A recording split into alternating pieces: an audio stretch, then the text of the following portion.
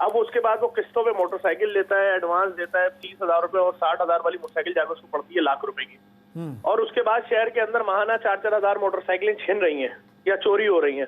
बात ये नहीं है कि अरबों रुपए की मोटरसाइकिलें और अरबों रुपए के मोबाइल छिन रहे हैं। बात ये कि अगर इसी तरह निजाम चलता रहा कि बेरोजगारी, चोरियां, मोबाइल छिन जाना, अस्पतालों का ना होना, सड़कों का ना होना, तो जो उसके बाद तूफान आएगा ना, जो नजर आ रहा है, जो अब नजर आना शुरू हो गया, लोग तो परेशान हो गए ना कि मतलब घर के बाहर मोटरसाइकिल खड़ी की गायब। अच्छा, ये दर्द एक अमीर आदमी नहीं समझ सकता, उसको नहीं मालूम। वो तो समझता है शायद मोटरसाइकिल साइकिल ऐसी 2-4 हजार रुपए की आती होगी।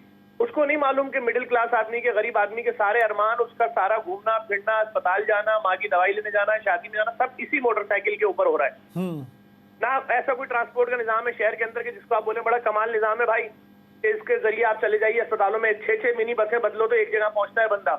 और मिनी बसों की हालत आप भी जानते हैं अच्छे तरीके से। अभी ग्रीन बस शुरू हुई, उसके ऊपर पथराव हो रहा है हर चौक के ऊपर। कौन कर रहा है पथराव, क्यों नहीं पकड़ रहे?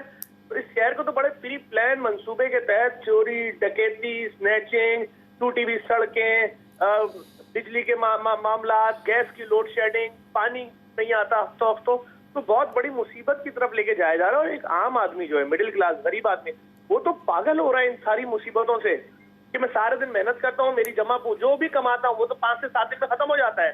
अब वो 2 साल पहले वाला आटा नहीं है 300 रुपए का 10 किलो, अब 850 रुपए का 10 किलो है। 3 साल में वो तब्दीलियां आ गई हैं 2 साल में कि जिसकी ऐसी की तैसी हो गई गरीब आदमी की भाई। और मैं समझता हूँ मोटरसाइकिल, मोबाइल या लोगों की ज्वेलरी का, वो देखा नहीं आपने कश्मीर रोड के ऊपर कि माँ और बेटी से एक शख्स आके वो क्या था, मोबाइल छीन रहा है और जेवरात छीन रहा है। बेटा अपने दरवाजा खोला, गोली मारी, 1 साल का ब्याह दूल्हा था, मर गया।